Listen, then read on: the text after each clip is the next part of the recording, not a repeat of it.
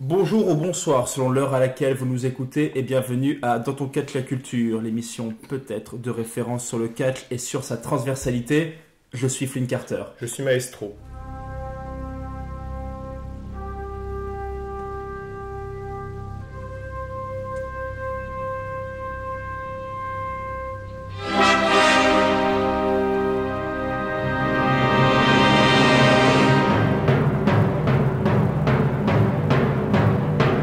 Qui a dit que l'esprit de troupe était mort? Non. Des énergies venant du monde entier, du nord au sud, cohabitent au sein d'une passion commune, au centre d'un univers étrange et fascinant que l'on appelle en France le catch.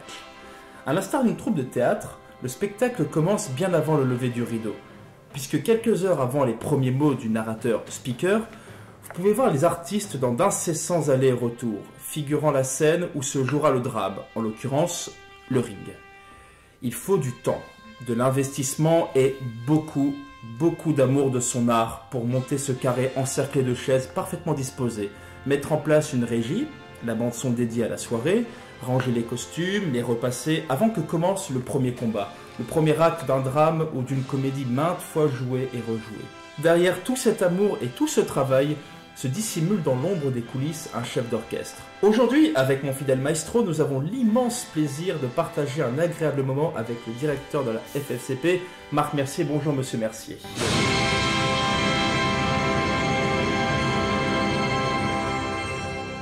Je suis tout simplement un ancien catcheur professionnel. Ma carrière a été de 77 à 89, la première partie. J'ai eu un très grave accident, donc j'ai arrêté le catch. Puis je suis revenu en 2002 et je suis remonté sur le ring, et ça jusqu'en 2008. Mais entre-temps, en 2006, j'ai repris la présidence de la Fédération française de catch professionnel. Donc pendant 2 ans, j'étais président de la Fédération française de catch et catcheur professionnel. Alors déjà, il faut savoir qu'il y avait vraiment 2 fédérations institutionnelles dans le monde. Il y avait une fédération américaine, et je m'en excuse, je ne me rappelle plus le nom, il faudrait voir dans les archives, et il y avait la Fédération française de catch professionnel, qui était une vraie fédération fédérale de 1931-1952, fondée par Raoul Paoli. Et cette fédération française de catch professionnel était reliée à la FFL, Fédération française de lutte.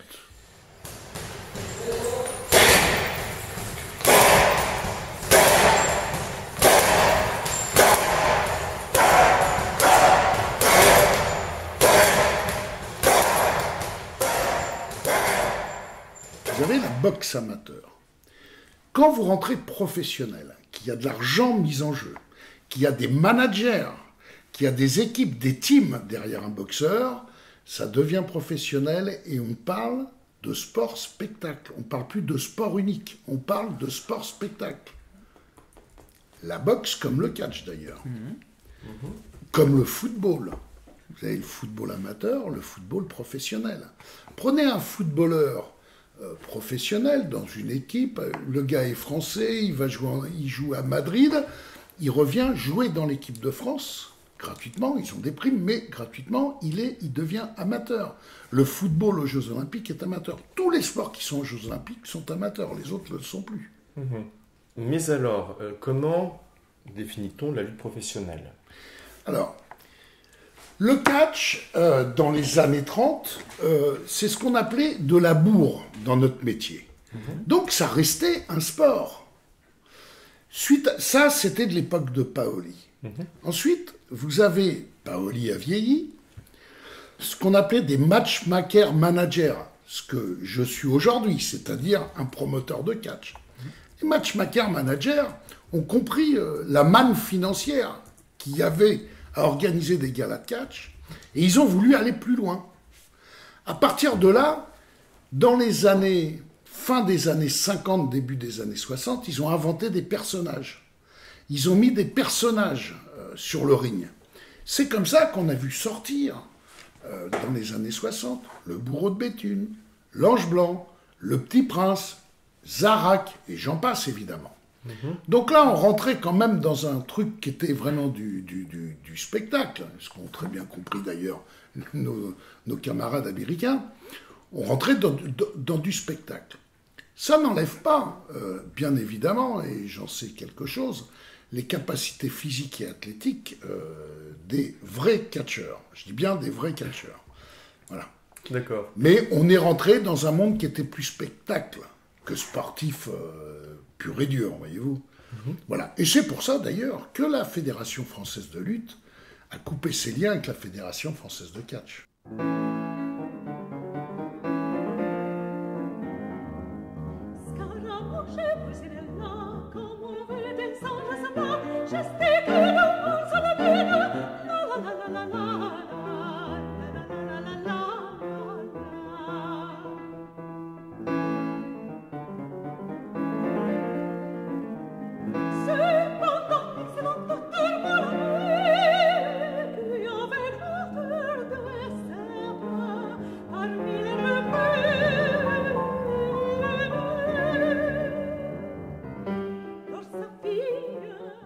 Pour la petite histoire, j'ai fait partie d'une époque, il n'y a rien de prétentieux là-dedans, où vous aviez 3 jeunes tous les 10 ans qui rentraient dans le team professionnel.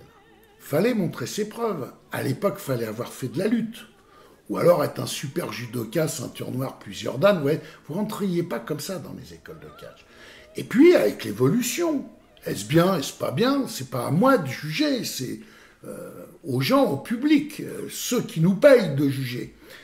Nous avons ouvert nos portes à tout le monde, au lambda. C'est-à-dire qu'aujourd'hui, on se retrouve avec des gens qui n'ont jamais fait de sport de leur vie, qui viennent faire du catch parce qu'ils voient à la télévision des géants américains qui sont, quant à eux, de vrais professionnels, super entraînés évidemment, qui sortent tous de la lutte amateur, parce qu'aux États-Unis, c'est le sport universitaire. Et eux, voilà quoi. Mais en vérité, il n'y a pas de préparation physique, il n'y a pas d'entraînement en dehors du catch. Vous comprenez ? Oui. Un vrai catcheur, c'est quoi ? C'est un type qui s'entraîne, qui fait du sport à longueur de journée. C'est un professionnel, donc il ne va pas à l'usine travailler. Il s'occupe de son boulot, il surveille son physique, il surveille sa silhouette. Et puis, bien entendu, il a cette partie de showman. Ça aussi, ça se travaille, ça devient de la comédie, puisqu'après, on travaille devant un public. Les boxeurs savent le faire. Si vous vous souvenez des grands combats de Mike Tyson, Holyfield, des grands professionnels comme ça, ils savaient faire le show aussi. Ou Marvin Hagler, on en a plein à citer. Ou en Formule 1, avec l'époque de Schumacher, on savait que Schumacher avait une voiture qui devançait tout le monde. Mais Schumacher savait faire du business, ralentir, attendre d'ailleurs la dernière fois qu'il a perdu son titre, c'est lui qui avait le meilleur temps du tour. Et il a laissé passer Hamilton, évidemment. Ça s'est vu en boxe, ça se voit partout en vérité. Ça se voit partout. Vous comprenez ? Mais pour être un vrai catcheur, il y a quand même un minimum à avoir. De charisme, de physique et de cardio, évidemment. Il y a eu je revenais sur ce que vous avez dit, il y a eu une période où notamment la plus célèbre des fédérations américaines, la WWE, a commencé à être diffusée en France, notamment par la chaîne NT1. Ouais. A commencé à être massivement... Canal+. Canal+, et c'était VVF. Oui, Canal+, après temps. Et après, ça a été relayé par NT1, où là, il y a eu une vraie liesse de la part des fans, notamment des plus jeunes, qui se sont sentis investis, pas d'une mission, mais d'une espèce de passion naissante, à pratiquer le catch sans savoir ce que c'était. En voulant considérer le catch pas comme un sport, mais plutôt comme un spectacle. Oui, bien sûr. Mais alors, tout ça est une histoire de marketing. Les Américains l'ont bien compris. Ils n'ont pas fait qu'arroser la France, ils ont arrosé le monde avec un produit très riche. C'est-à-dire que, on va prendre l'exemple du cinéma. Vous prenez l'exemple du cinéma, que je connais bien aussi, l'exemple du cinéma français. Quand il n'est pas européen, parce qu'en France, vous avez des films, tel Astérix, tout, qui sont tournés en coproduction européenne, avec la Bavaria, avec Rennes Productions, etc. Vous prenez un film français, il est fait pour 2-3 millions de spectateurs, c'est tout. Un film américain, il est fait pour plusieurs dizaines de millions, c'est-à-dire il est fait pour le monde. Déjà, il a 51 États. D'accord? Et puis après, il y a le monde. Le catch, c'est pareil. Eux, ils avaient une grosse machine. Ils ont compris qu'avant toute chose, il fallait investir l'argent. Donc, ils ont eu des investisseurs, ils ont eu des pointus de la communication, des pointus du marketing, c'est une grosse entreprise. Et avec ça, ils ont balancé ça sur le monde. D'accord? Alors, quand vous voyez le spectacle américain qui nous diffuse, vous comprenez bien que les catcheurs américains aujourd'hui, c'est ce que j'ai toujours dit, c'est mes Zorro, mes Batman à moi quand j'étais enfant, vous comprenez? Voilà, et il est normal, moi quand j'étais petit, je voulais être Zorro ou Batman, voilà, puisqu'on est attiré par ça, sauf que on pouvait pas ni faire Zorro ni Batman, qu'eux, ils avaient la possibilité de faire du catch, puisque, évidemment, le seul problème dans tout ça, c'est qu'il y a eu une dérive énorme. Et moi, je me suis battu justement pour la freiner, cette dérive. Parce qu'on retrouvait à la tête d'écoles de catch, parce que si un môme, les parents lui payaient un ring, un local, ils ouvraient des écoles de catch, oui. Ils n'avaient jamais fait ni de sport ni de catch de leur vie, et eux entraînaient d'autres jeunes juste parce qu'ils avaient vu à la télé. Mais attends, moi je critique pas leur façon de gérer. Personnellement, j'avais les moyens, c'est dizaines, voire centaines de millions de dollars qu'ils ont mis dans le catch, je ferais exactement comme eux. Parce que on est aussi des commerciaux dans notre boulot. On veut vendre notre produit.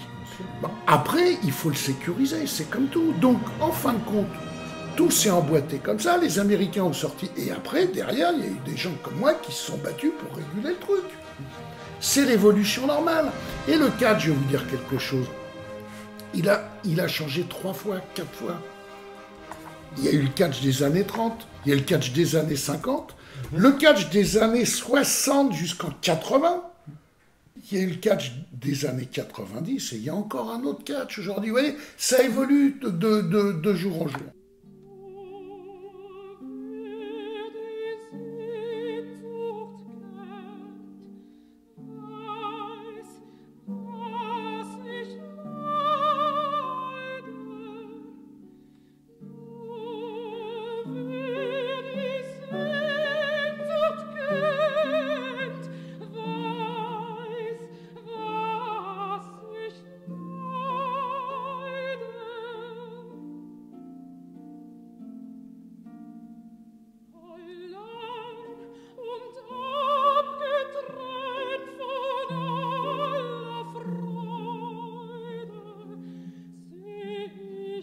Après la Révolution, après Danton, vous avez eu des lutteurs qui se produisaient dans les baraques foraines.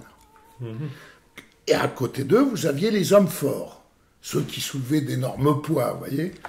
Voilà. Et puis après, vous avez eu la deuxième période du catch avec Paoli. Parce que le lutteur olympique français De Glane avait été dans le monde entier avec sa médaille d'or, et avait repéré le catch aux États-Unis. Le catch aux États-Unis ne se jouait pas comme... D'ailleurs, Sylvester Stallone a fait un très beau film là-dessus qui s'appelle La Taverne de l'Enfer. Donc, il se jouait comme se jouent aujourd'hui dans certains pays les combats de coqs, sous des hangars, dans des caves. Vous voyez, et il y avait des bookmakers derrière. Et De Glane a dit, c'est génial ce truc-là, il faut le ramener en France. Amis avec Paoli, ils ont mis le truc en œuvre, sauf que eux ont dit, on va pas le faire ni dans les caves ni dans les hangars, on va le faire sur un ring devant un public et on va prendre de l'argent avec ça. Et ça a marché. Ça a été donc la deuxième période du catch. Et je vous dis, ensuite, après, il y a eu des grands personnages du catch qui sont arrivés, qui étaient matchmakers managers, qui eux ont mis l'argent là-dedans, qui savaient qu'ils allaient en gagner énormément. Et puis voilà, ils ont créé des personnages, et à partir de là, la télévision s'est greffée, et c'est parti, quoi. D'accord, donc la raison du personnage dans le sport-spectacle qu'était le catch à l'époque, c'était essentiellement pour générer de l'argent, si je ne m'abuse. Les matchmakers managers, oui, évidemment. Évidemment. Eux, ils n'étaient pas catcheurs. C'était un business, comme un manager de boxe. Bon, après, je vous dis, ça faisait une sortie aux lutteurs amateurs qui sortaient de la lutte. Quand la lutte s'arrête, qu'est-ce qu'il faut? faut bien aller travailler pour gagner sa vie. Bah, il préférait rentrer dans le catch, voilà. Alors là, il passait des tests. Là, c'était pas comme aujourd'hui. Il fallait passer des tests, et des tests de bourre, c'est-à-dire, c'était violent, quoi. Vous voyez, pour regarder mon père, et des oreilles comme ça, quoi. Je veux dire, ils avaient tous ces oreilles en chou-fleur, les catcheurs de l'époque.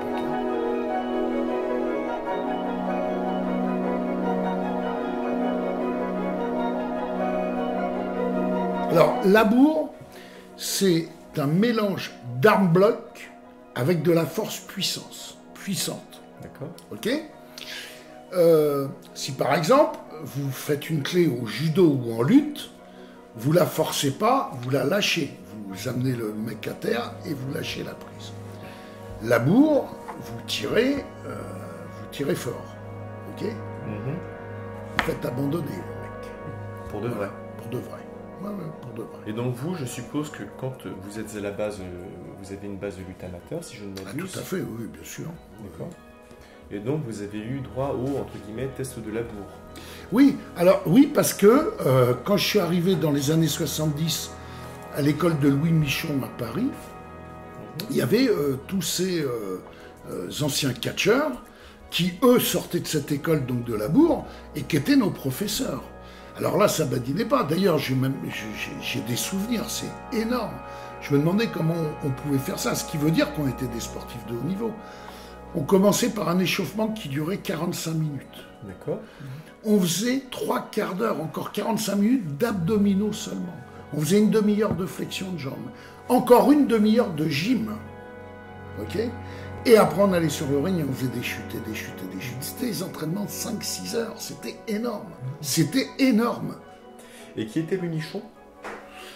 Louis Michon, c'était un ancien arbitre de catch qui avait ouvert une école. Et dedans, il y avait des catcheurs qui venaient. Il avait acheté un ring. Et les catcheurs. Alors là, c'était pire que dans Rocky, hein, la salle de catch. Là. Les carreaux cassés, il faisait moins 10 dans la salle, la douche froide. Vous voyez, c'était le truc vraiment à l'ancienne. Dans un vieil immeuble de Paris, avenue Philippe-Auguste, au 3e étage. Voilà. C'était, mais pour nous, c'était fabuleux, quoi. On a vécu quelque chose d'extraordinaire à cette époque-là.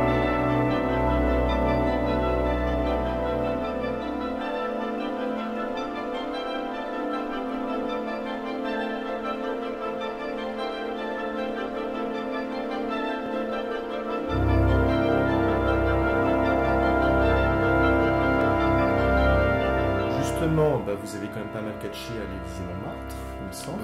Tous les dimanches. Alors, toute la semaine, j'étais sur la route dans d'autres galas, et tous les dimanches après-midi, où j'aurais pu me reposer, j'étais à l'Élysée-Montmartre. D'accord. Voilà. Et donc, c'était les galas télévisés, ça ? Ou alors y avait des télévisés et pas télévisés, ça dépendait des mois. Enfin, de toute façon, on passait toutes les semaines à la télé à l'époque, hein, c'était toutes les semaines. On se fixe sur l'Élysée-Montmartre. Il n'y avait pas que l'Élysée-Montmartre. Vous aviez 7 salles sur Paris qui tournaient tous les jours. 7 jours, 7 salles. Le Palais des Sports de Paris, porte de Versailles, le grand Palais des Sports. Pas celui d'aujourd'hui qui est coupé en deux. Celui de 9500 personnes. Le Palais des Sports. Vous aviez la salle Wagram. Vous aviez l'Élysée-Montmartre. Vous aviez le Palais de la Mutualité. Il y avait la Cipale. Et il y en avait 2 autres. Je les ai oubliés, mais voilà. Là-dessus, vous aviez 7 matchmakers managers. Delaporte, Durand, Goldstein, Siri, Laja, Martin, Montourcy. Et eux se divisaient le truc. Par exemple, le Palais des Sports, c'était pour les poids lourds. Sauf quand il y avait vraiment vedette qui attirait du monde. Mais c'était les poids lourds. L'Élysée-Montmartre, c'était les poids moyens. Voyez, et donc vous étiez pas moyen, j'en déduis. Oui, mais j'ai fait le Palais des Sports. Parce qu'à l'époque, j'avais un des 2 plus grands patrons du système. Donc j'étais vraiment dans la grosse équipe, celle de Roger Delaporte. Et en réalité, j'ai eu cette chance, c'est de m'être tenu, d'avoir persévéré, parce que c'était très dur. Hein. Pour un jeune comme moi, à l'époque, les mecs, ils ne vous faisaient pas de cadeaux. J'ai persévéré, je me suis fait connaître. Et j'avais un physique qui étaient différents des catcheurs de l'époque, qui étaient tous des mecs à la gueule cassée. Moi, j'avais un physique de beau jeune homme, parce que j'étais pas esquinté, j'avais des cheveux longs frisés, enfin, je vivais avec mon époque, si vous préférez. Donc, ils ont compris que je pouvais amener quelque chose, et en l'occurrence, le public féminin. Et ils ont joué là-dessus. Donc, en fin de compte, je me suis tapé toutes les salles. Vous voyez ? Mais j'étais plus sur toutes ces salles de Paris, j'ai plus clair dans mon temps, c'était à l'Élysée Montmartre que je catchais, puisque c'était la propriété de mon matchmaker manager. D'accord. Vous parlez de public féminin. Est-ce qu'à votre époque, il y avait justement du catch féminin? Il y avait du catch féminin. D'accord. À quoi ressemblait-il? J'ai cru de savoir. Les femmes de l'époque, c'était pas, à part quelques-unes, mais c'était pas des bombes. C'était des vrais hommes, avec les oreilles en chou-fleur. Elles parlaient comme un homme, elles se mouvaient comme un homme. Oui, parce que c'était très dur pour elles aussi.